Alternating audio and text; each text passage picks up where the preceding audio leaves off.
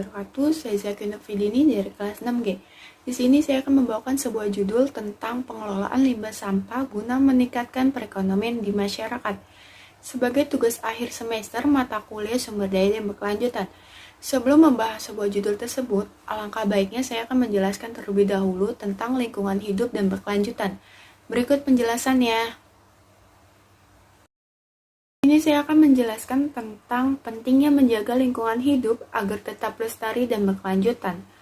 Dalam hal ini, kata pelestarian berasal dari kata lestari yang berarti tetap, seperti keadaan semula, tidak berubah, bertahan kekal.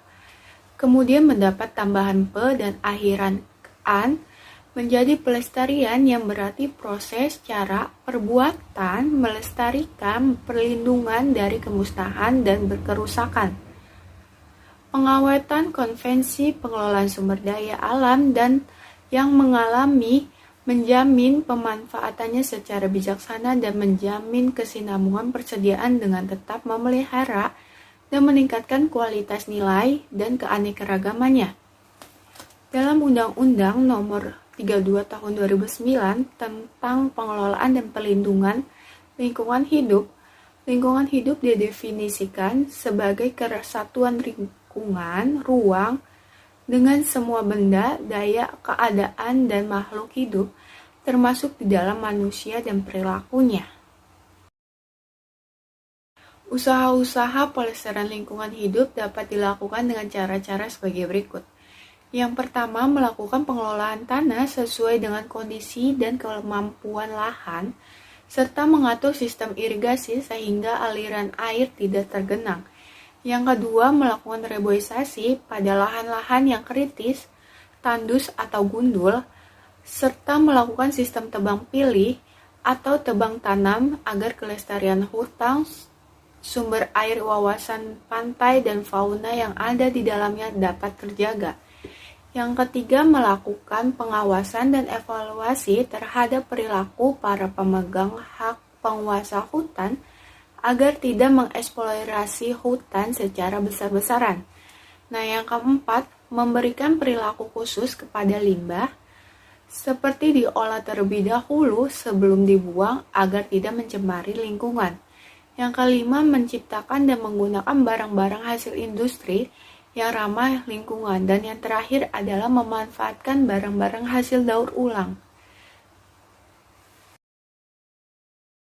Penyebab kerusakan lingkungan terbagi menjadi dua, yaitu yang pertama faktor alam, seperti letusan Gunung Merapi, angin puting beliung, gempa bumi, tsunami, dan bencana alam lainnya dapat menimbulkan kerusakan lingkungan, contohnya kematian hewan, kerusakan rumah, dan contoh lainnya. Nah, yang kedua adalah ulah manusia. Kerusakan lingkungan hidup akibat ulah manusia ternyata lebih besar dari banyaknya dibandingkan kerusakan akibat faktor alam. Hal ini dipicu oleh aktivitas atau perbuatan manusia yang tidak ramah lingkungan, contohnya penebangan hutan, aktivitas pembakaran hutan, membuang sampah ke sungai, dan lain sebagainya. Pelanggaran terhadap AMDAL seperti apa dan apa upaya yang harus kita lakukan? Sebelumnya saya akan menjelaskan AMDAL tersebut. AMDAL adalah singkatan dari analisis mengenai dampak lingkungan, yang merupakan suatu dokumen kajian studi kelayakan untuk memastikan dampak lingkungan dari suatu tahapan pengelolaan proyek sebagai bahan pertimbangan untuk membuat keputusan dalam penerbitan suatu izin usaha. Dokumen lingkungan dalam tataran pelaku usaha sesungguhnya terbagi menjadi dua, yaitu usaha pengelolaan lingkungan dan upaya pemantauan lingkungan.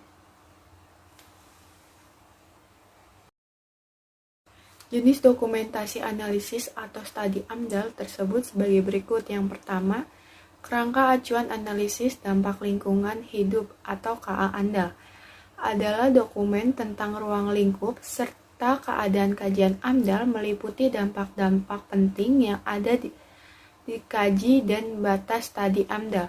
Contoh isi dari KA-ANDAL antara lain izin tata ruang, izin prinsip, lokasi, peta-peta terkait, dan lain sebagainya. Selain itu juga harus ada sosialisasi dengan masyarakat sekitar berupa pengumuman. Nah, yang kedua adanya analisis mengenai dampak lingkungan hidup atau ANDAL. Yang ANDAL adalah dokumen yang berisi analisis tentang cermat terhadap dampak penting dari suatu rencana proyek.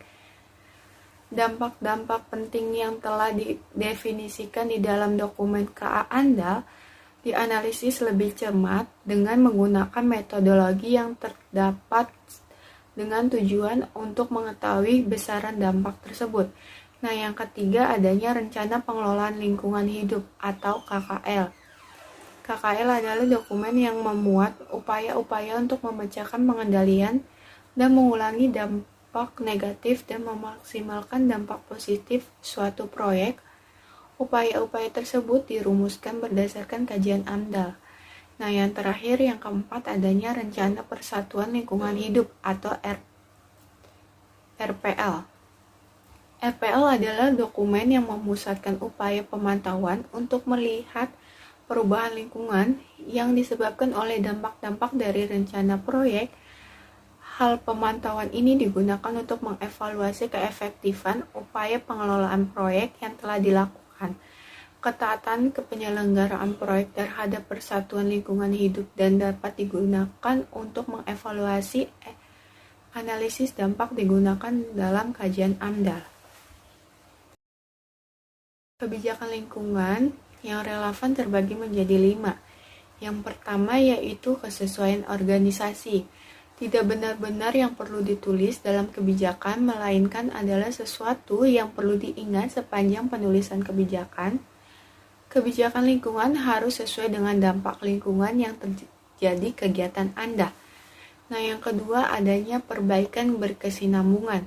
Salah satu alasan utama untuk menerapkan sistem manajemen adalah untuk mengidentifikasi proses dalam rangka meningkatkan sistem tersebut. Kebijakan lingkungan diharapkan untuk menyertakan komitmen untuk konsep perbaikan berkesinambungan dalam bagaimana proses Anda mengetahui lingkungan tersebut. Nah, yang ketiga adanya pencegahan perencanaan. Komitmen lain yang perlu dimasukkan sebagai bagian dasar dari kebijakan ini adalah komitmen perusahaan Anda untuk mencegah polusi. Nah, yang keempat, adanya mematuhi persyaratan hukum dan lainnya. Komitmen yang terakhir yaitu diperlukan dalam kebijakan ini adalah untuk mematuhi sesuatu persyaratan hukum dan lainnya yang terkait dengan aspek lingkungan Anda. Nah, yang terakhir adanya kerangka tujuan dan sasaran. Di sini Anda dapat memasukkan suatu informasi rinci yang berlaku untuk perusahaan Anda. Anda perlu menyiapkan rencana untuk mencapai beberapa tahun untuk mencapai suatu tujuan dan sasaran yang terkait dengan meningkatkan pengaruh Anda pada lingkungan. Dan ini harus konsisten dengan kebijakan lingkungan Anda. Pentingnya menjaga dan melestarikan lingkungan. Lingkungan yang merupakan suatu tempat tinggal makhluk hidup yang berada di muka bumi, termasuk manusia, hewan, dan tumbuhan, perlu kita lestarikan. Lingkungan sangat penting bagi kelangsungan suatu makhluk hidup.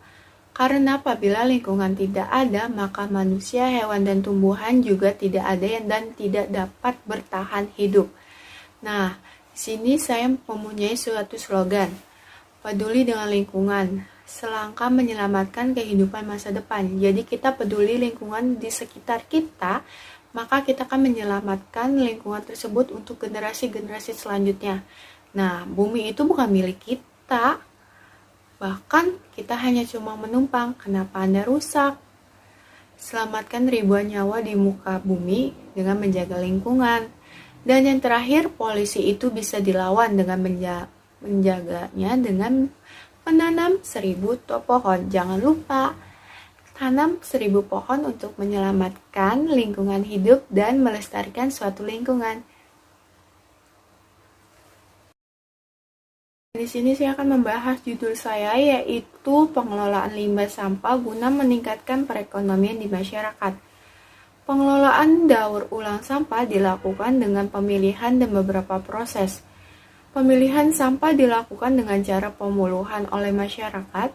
Sampah dimasukkan ke dalam wadah yang berbeda sesuai dengan jenisnya. Sampah kering dimasukkan ke dalam kantong sampah anorganik, dan sampah basah dimasukkan ke dalam komposter. Untuk itu, pengelolaan daur ulang kebutuhan banyak warga yang terlibat supaya dapat menciptakan lingkungan yang lebih baik untuk kedepannya. Keterlibatan masyarakat dalam pengelolaan sampah adalah salah satu faktor teknis untuk mengurangi pengelolaan sampah perkotaan atau lingkungan permukiman dari tahun ke tahun dan semakin kompleks. Agar partisipasi masyarakat dapat terwujud secara nyata, perlu adanya usaha untuk membangkitkan motivasi, kemauan, kesempatan, dan pengalihan, serta membanggakan sumber-sumber yang ada pada masyarakat. Perilaku masyarakat berpengaruh terhadap kebersihan, maka masyarakat harus pula berperan secara aktif dalam pengelolaan sampah yang optimal. Mengingat perilaku masyarakat besar pengaruhnya terhadap kebersihan, maka masyarakat harus berperan secara aktif dalam pengelolaan yang ada secara optimal di dalam masyarakat tersebut. Berikut sajian video yang dapat kalian sajikan bagaimana cara pengelolaan sampah pada masyarakat sehingga dapat menciptakan perekonomian yang meningkat di dalam masyarakat tersebut. Berikut videonya.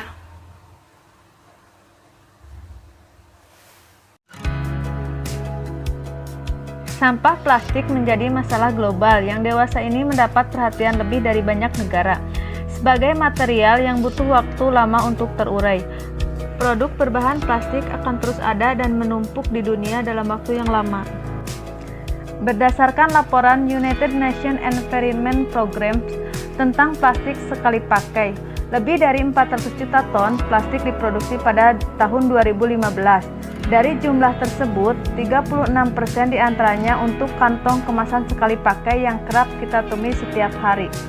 Jumlah sampah plastik yang ada di dunia saat ini sudah mencapai angka 300 juta ton dalam setahun. Indonesia sendiri menempati urutan kedua sebagai negara penghasil sampah plastik terbanyak loh.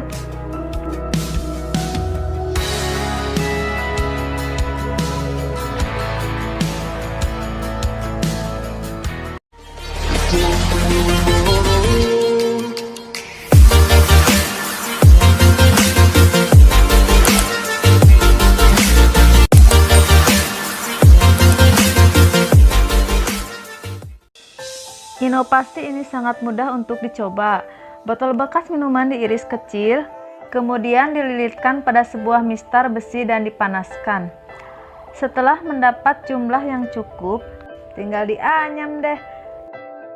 Bentuk anyaman seperti ini dapat diaplikasikan sebagai hiasan dinding atau renda kamar tidur.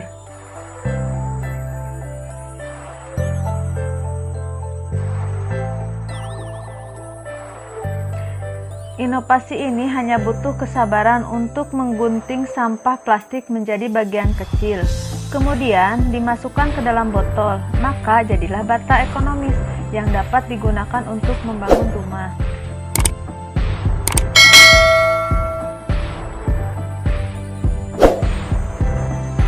Inovasi yang satu ini hanya melakukan pemilihan sampah plastik berdasarkan jenis dan warna.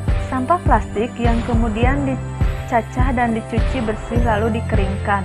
Nilai jualnya cukup menggiurkan.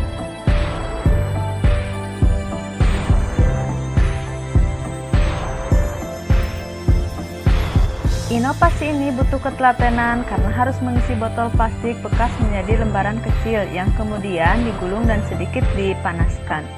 Setelah itu dibuat jadi sapu dengan dijepit dan diberi gagang sapu.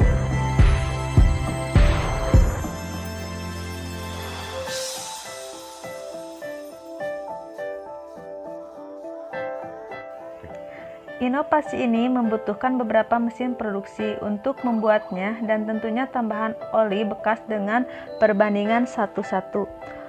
Produk paving block dari sampah ini cukup baik bila dibandingkan dengan paving block yang terbuat dari adukan pasir dan semen.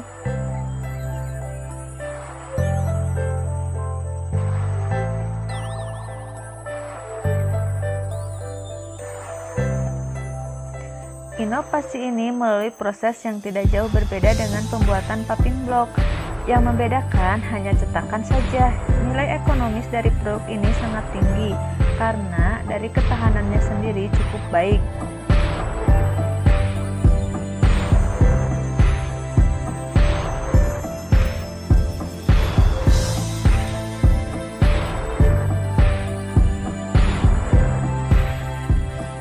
Inovasi ini melalui proses yang tidak jauh berbeda dengan pembuatan paving block dan lantai. Yang membedakan hanya cetakannya saja. Ketahanan produk ini cukup baik dan enggak kalah dari produk serupa yang dibuat dengan tanah.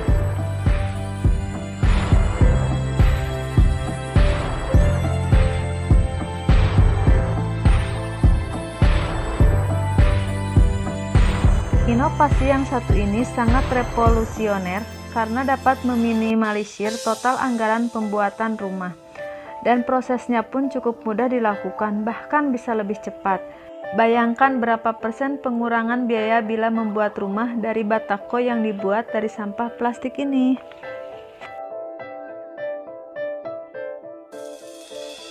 Inovasi ini sangat menjanjikan karena bahan bakar yang dihasilkan dari sampah ini dapat dimanfaatkan untuk semua mesin yang menggunakan sistem pembakaran. Maka akan lebih berdaya guna bila hal ini dapat terus dikembangkan dan dapat diaplikasikan di semua daerah di Indonesia.